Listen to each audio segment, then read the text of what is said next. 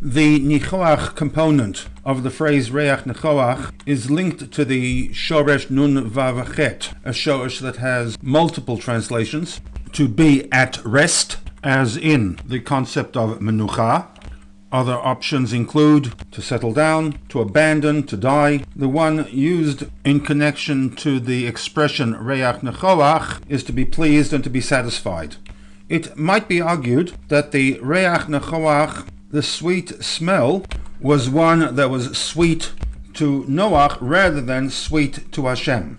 And support would come from the change in terminology between Bereshit and Vayikra. In Vayikra it clearly states that this was to be a reach nechoach la Hashem, clearly not to Noach. And according to this line of thinking, Vayikra 1:9 would be the first occasion where we link the term reach nechoach to God. As such, there would have been a need, as the Mizrahi argues, to clearly state that the satisfaction did not come from the sweet smell of the animal burning upon the altar, but rather sha'amarti v'na'aseh ritzoni. The satisfaction came from the fact that when the korban olah was to be offered, according to the minutiae details mentioned in the Torah, man's compliance to the wishes of God will bring God a degree of satisfaction. This line of thinking is rejected by the Rebbe in the Sikha on 3 counts.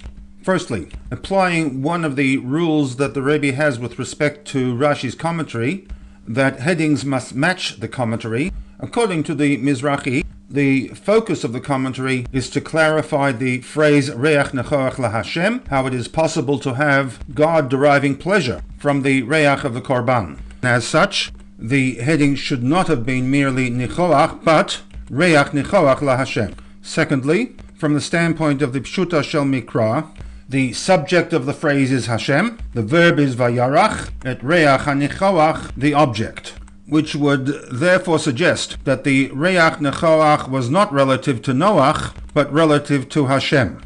Hashem smelt or savored the reach nichoach. And finally, any attempt to link the reach nechoach to Noach flies in the face of reality, because while most of us are used to the barbecuing of meat, the burning of the meat along with the skin, along with the bones, produces a smell that is not reach nechoach, but just the opposite, a putrid smell.